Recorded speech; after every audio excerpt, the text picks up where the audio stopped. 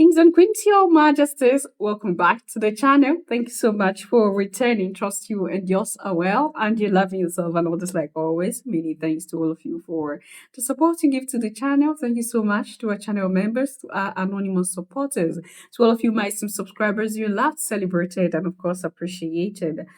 Yeah, we are here for something crucial in our lives as well. Of course, everything I bring here are important. I keep telling you, they are all important. They are crucial. It depends on how you take it in. Yeah. So I came across the story of this African woman, this warrior queen, and the story touched me.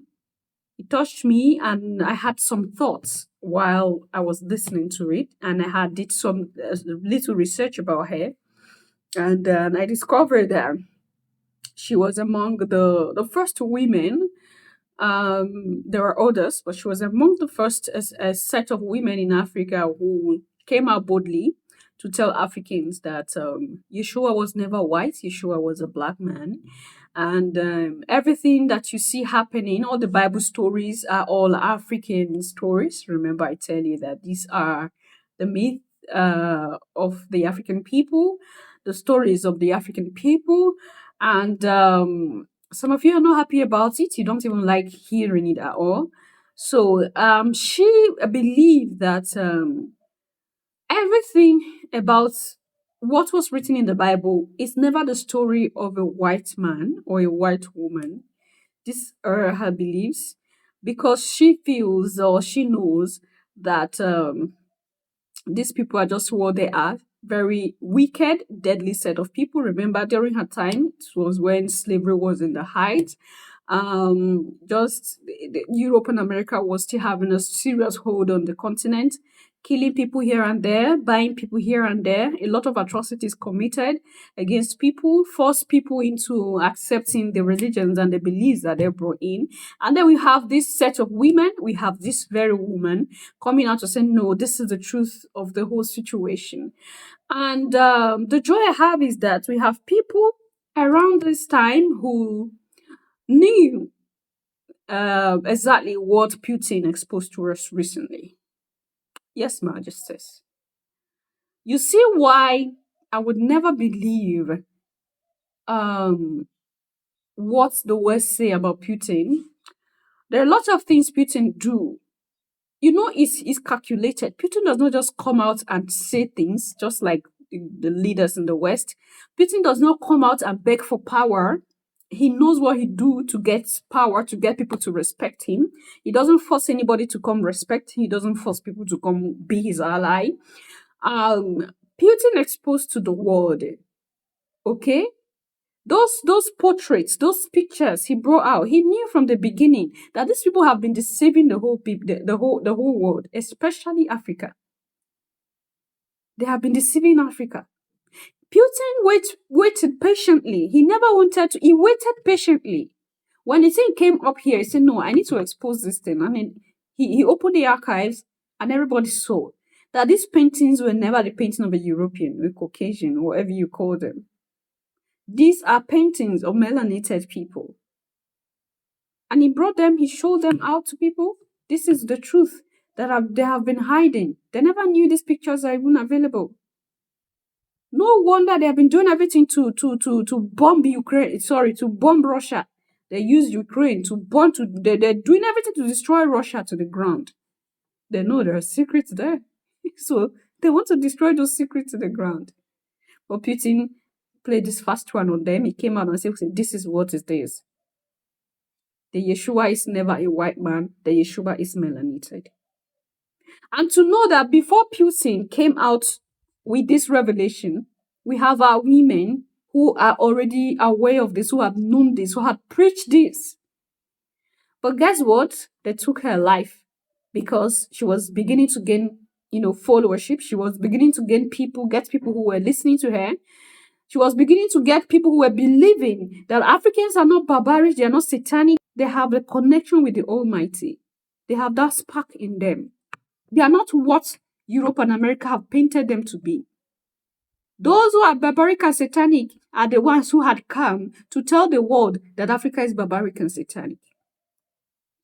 This is the message she was passing, helping Africans to understand that they themselves can communicate with the Creator directly. They don't need anybody to help them do that. They took her out because she was opening the eyes of people. They burned her alive for saying Christ was black. In 1706, a 22-year-old woman named Kimpa Vita challenged everything. Born in what's now Angola, she claimed visions from Saint Anthony and preached that Africans didn't need European missionaries to find salvation. Her movement to unite the fractured Kingdom of Congo grew rapidly, terrifying colonial powers and rival nobles. She called for unity, while Europeans profited from division. For this, she was labeled a heretic and executed. Yet centuries later, her courage still resonates. Kimpa Vita showed that resistance doesn't always begin with weapons, but with vision and faith. Her story reminds us, when voices rise to heal broken societies, they're often silenced, but their truth endures.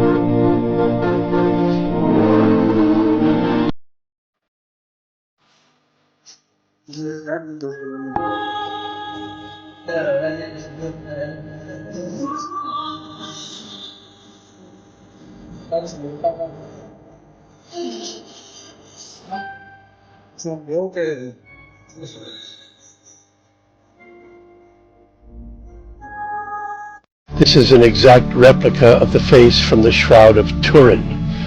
While AI and other tools can enhance the image, they often lose some of the original expressions. To ensure authenticity, we've superimposed the shroud face back onto the enhanced model and manually integrated its details. What you see here is not just a face. It's the most accurate depiction of the Shroud Man, aligning with what a first-century Jewish Nazarene would have looked like. Computer model analysis confirms Semitic features and even a Hebrew Nazarene hairstyle consistent with the time of Jesus. Every field of science that has studied this burial cloth overwhelmingly supports its authenticity.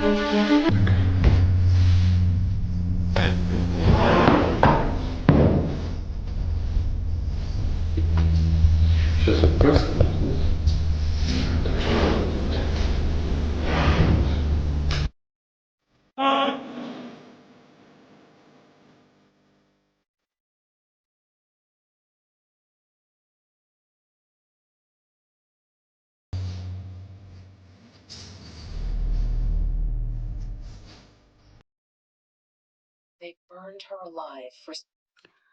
Remember, that was a short one. You can also do your research about that. Kimpa Vita.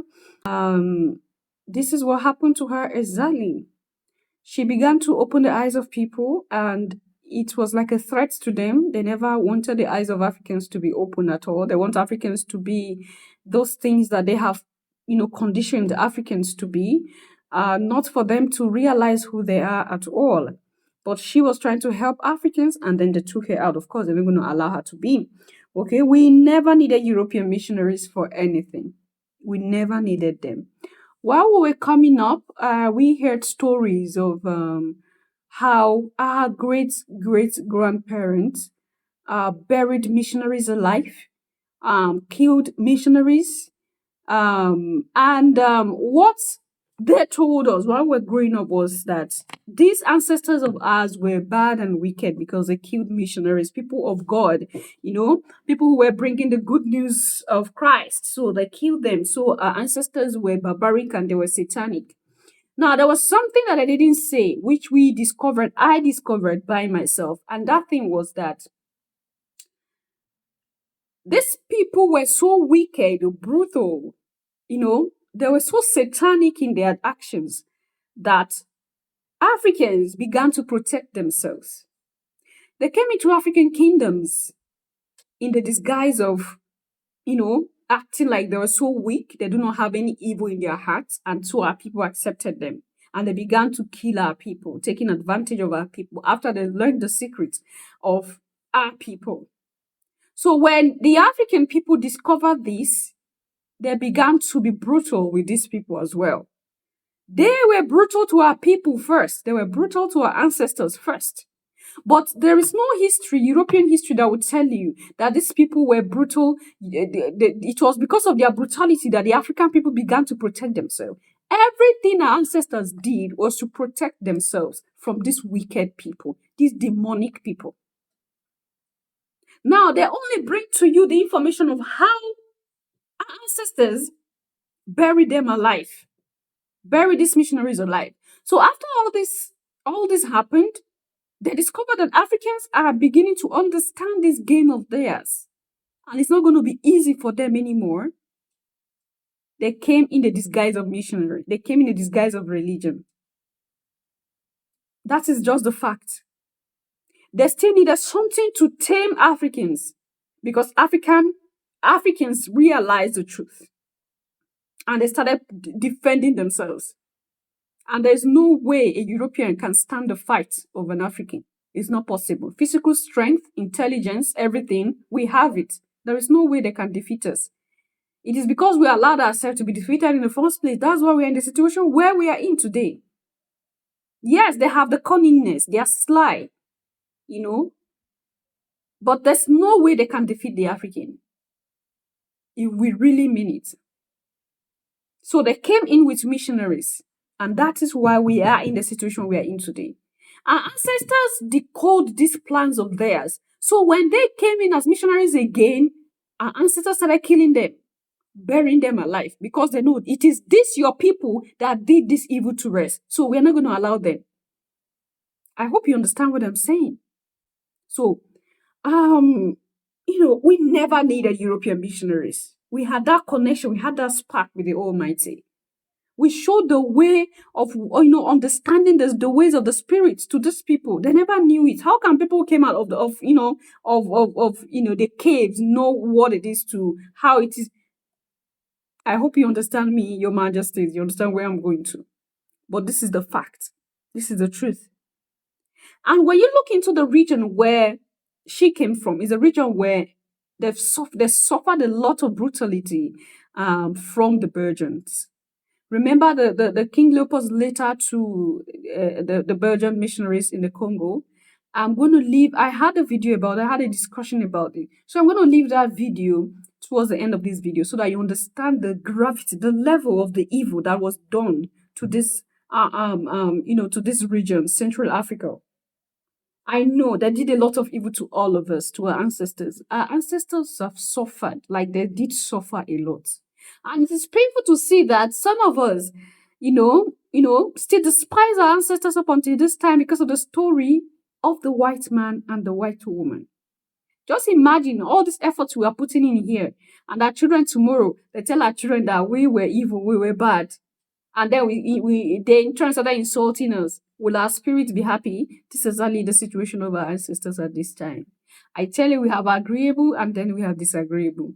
That's maybe in another video we'll keep elaborating about that. Some of you are aware of it already. So this is a situation that we have, that Africans already knew that Yeshua was never a white man. Yeshua was never a white man. But they try to shut any African who want to preach this out. All thanks to our ancestors, we can sit like this today and air our opinion about the situation. If it were the situation of before, they would have looked for Abigail. exactly what they do to people. Anyway, listen to this short information. I'm going to see you in my next one, Your Majesties. This is how I know Christianity is detrimental to black people. I'm going to read to you a letter from King Leopold II of Belgium to colonial missionaries in 1883. The context behind this letter is that Belgium sent missionaries into Congo, right? Missionaries, as we know today, are there to spread the gospel, to try to save souls and help people, right? Right. And they came in with that same energy. So let me read you the letter to let you know why the fuck they was really there. And this happened after American slavery was abolished. American slavery was abolished on December 18th, 1865. Whoa, guess what? December 18th is my birthday. Y'all better listen to this shit. I'm bringing you something. All right. Dear reverends, fathers, and dear compatriots, the task that is given to fulfill is very delicate and requires much tact. You will certainly go to evangelize, but your evangelization must inspire above all Belgium interests. It's about Belgium interests, okay? Your principal objective in our mission in the Congo is never to teach the niggers to know God. This they know already. They speak and submit to their gods. These are their gods that they had already. And what else I don't know. They know that to kill, to sleep with someone else's wife, and to lie and to insult is bad. Have courage to admit it. You are not going to teach them what they already know. Your essential role is to facilitate the task of administrators and industrials, which means you will go to interpret the gospel in the way that will be the best to protect your interests in that part of the world. For these things, you have to keep watch on disinteresting our savages from the riches that is plenty in their ground. What? Their job is to keep them uninterested in the riches underneath on the soil that they live on. So they won't become interested in it and overthrow these Europeans. Your knowledge of the gospel will allow you to find texts ordering and encouraging your followers to love poverty. Like, happier are the poor because they will inherit the heaven. And it's very difficult for the rich to enter the kingdom of God. You have to detach from them and make them disrespect everything which gives courage to affront us.